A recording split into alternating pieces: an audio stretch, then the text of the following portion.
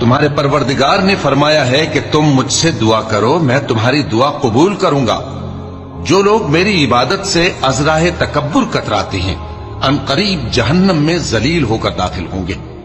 اللہ ہی تو ہے جس نے تمہارے لیے رات بنائی کہ اس میں آرام کرو، اور دن کو روشن بنایا کہ اس میں کام کرو۔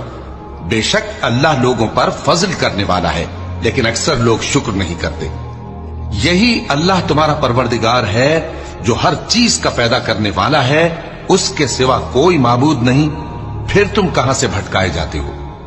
اسی طرح وہ لوگ بھٹکائے جاتے تھے جو اللہ کی آیتوں سے انکار کرتے تھے۔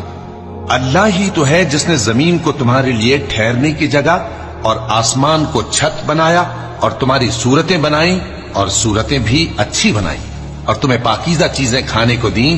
یہی اللہ تمہارا پروردگار ہے، سو اللہ رب العالمین بہت ہی بابرکت ہے۔